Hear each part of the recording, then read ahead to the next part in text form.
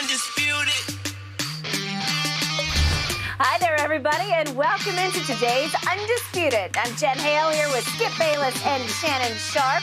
Gentlemen, I have a feeling this is going to be one of my favorite shows ever. Good morning. Good morning. Good morning. Well, you've been ducking me for a couple of days, and now there's nowhere to hide today.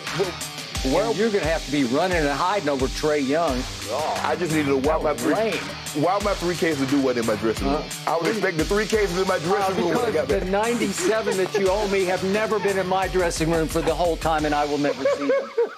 Thank you very much. They're coming. They're coming. Yeah. Checks in the mail. So much to get to with these NBA playoffs. They are fantastic so far. Yes. So let's jump right in because you know what? Nets guard Kyrie Irving, remember when he went off against the Celtics? 39 points in Sunday's Game 1 loss. And yesterday, he was hit with a $50,000 fine for giving the middle finger to Boston fans multiple times. Brooklyn looking to even the series in Game 2 tonight. Shannon, do you expect Kyrie to go back at Celtics fans the way he did in Game 1 despite that fine? No, he just got a $50,000 fine, Skip. And I'm sure the NBA warned him, Kyrie, this could lead to a suspension. And the last thing that Kyrie Irving wants to do is to do something that puts his team in further jeopardy. He understands that not getting back the mandate probably put them in a situation where they were in the play-in tournament, Skip, end up being the 7th seed, probably could have had a higher seed, probably could have had home court advantage. Who knows? Maybe throughout the entirety of the playoff, if Kyrie was playing in the regular season like he's played the last half when he got back. So I do not expect Kyrie to have the antics that he had in Sunday's ball game. Do I expect some talking? Do I expect some long stares after he makes a shot? Sure. But, Skip, I don't think he's going to take it to the level in which he elevated it on Sunday, because I can assure you, Commissioner Silver will not tolerate another outburst like he had. I'm thinking that if he were to do that again, it's probably going to be a suspension. And that's the last thing Kyrie Irving wants. And plus, he's too skilled of a player. Now, don't think the Boston Celtics fans aren't going to try and rile him up. Little do they know, they did a terrible job. If they thought they got under his skin, yeah, you got him a $50,000 fine, but he almost single-handedly won that game. He was sensational. I expect him, and I don't know if he'll be as sensational, but I think he'll be undeterred by the antics that's going on around him. I expect Kyrie Irving to maybe do a little talking, very little, because he's not a talker, but he will give you a long stare to let you know, I heard what you said, and it's not affecting my play. So for me, Skip, I don't expect to see what we saw Sunday night. That was a 10. Maybe he's down to a 2. Maybe some stares like, it's your guys' fault that this is going on. But, Skip, no, I do not expect to see tonight what we saw Sunday. Okay, so you have described what happened Sunday as a 10. Yeah. And that's on a back-and-forth scale, right? Yes. I believe these Celtic fans tonight... They're going to a 12. They're easily going to a 12. Yeah, they're going to a 12. Yeah. This will escalate. He has escalated it.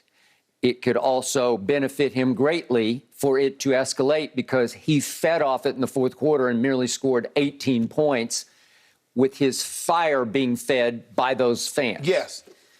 Okay. So how will he respond tonight? Maybe this is more heart than head, but the more I thought about what he did on Sunday, I got to admit to you, the more I liked it. It was revolutionary. It was groundbreaking. Kyrie likes to be a crusader. He likes to shatter the mold. Right. And I just have a feeling he'll go back just as strongly tonight as he did on Sunday. You actually think he might flip the fans off again? I do. Oh, no. Okay, so we both thought, I think we both went to 50 grand because he got it was 25 for the last time. I think 50. Okay, so what's the next one? 75, 100? The money won't matter to him because he's got plenty of money the last time I checked. So I don't think that will bother him.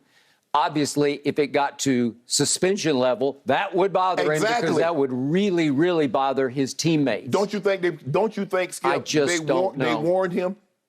The most shocking thing I've ever seen in all my years covering playoff games was that Draymond Green actually got suspended. Yes. For a game 5 back at Oracle when they were up 3-1. Correct.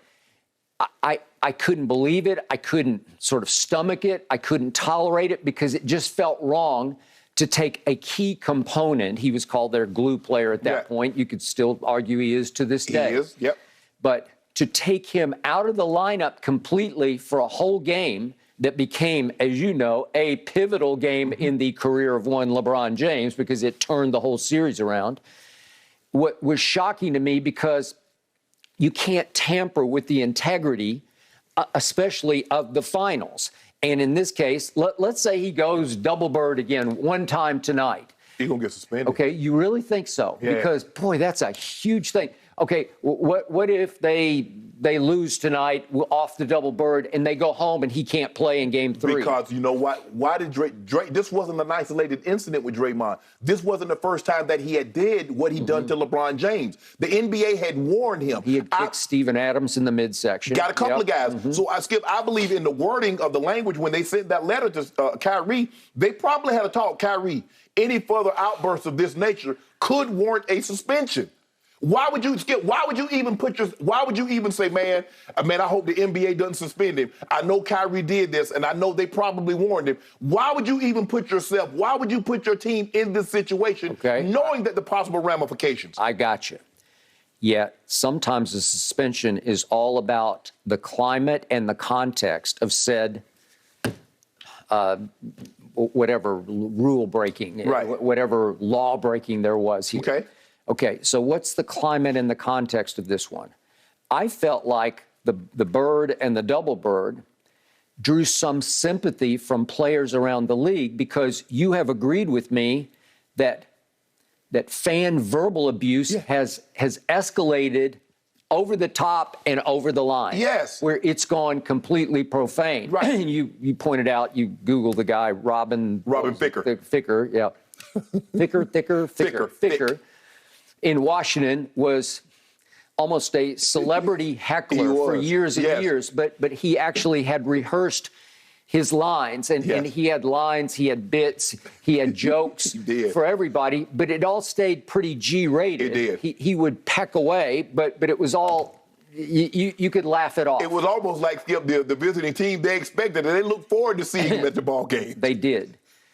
These are Boston fans who have a reputation already that goes back years and years and years to the great Bill Russell back in the 60s. Right.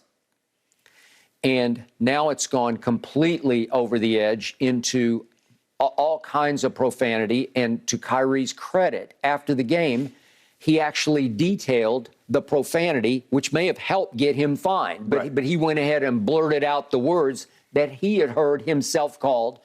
I, for one, appreciated that because I've said to you many times, we sit here with our hands up in the air because we're not sure what exactly was it? How far did it go? Right. Well, if it were just this, I'd be okay with that. But if it were that, I wouldn't be okay with that, and I would want to go back at the fan too. Right. So I believe a part of you empathized with Kyrie because there's a big part of you that would want to do just exactly the same that he did. Skip, look, and you know, you hear guys and Shaq and Charles talk about, you know, they got things, but I just think the vitriol has been ramped up over the last 5-10 years. People feel they can say anything, can call you out of your name. And then Kyrie said, you know what, at what point in time do we say, you know what, the NBA, y'all not doing anything, do I protect myself? Okay. So I told you, in all my career covering any of the leagues, yours or this one or baseball, I'd never seen an athlete consistently through a game go back at his, they're not even hecklers, they're abusers. They're especially during the game, Skip. Now, you've seen guys getting thrown out the game, they give you the double bird as they're leaving, or they flip somebody off as they're leaving, but not during the actual course of the game. No, and it was consistent, and Kyrie stood his ground after the game, and he said, I'm going to go back at them with the same energy.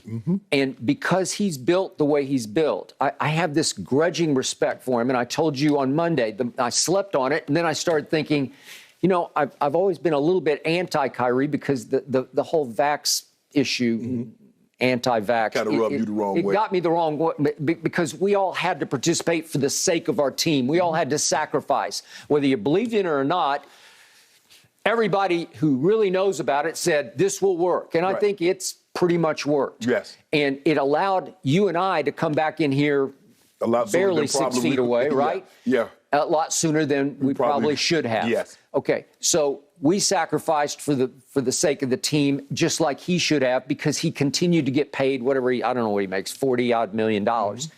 And there was no sacrifice on his part as far as losing his job, yet he said, I'm doing this for all the people who've lost their job. Well, you didn't lose yours. You didn't lose your paycheck at all. You still get paid. Yeah, and you're making way more money than most of those people are making. Correct. So despite that, despite all the conspiracy theories about Illuminati or Earth is flat, I just finally came around.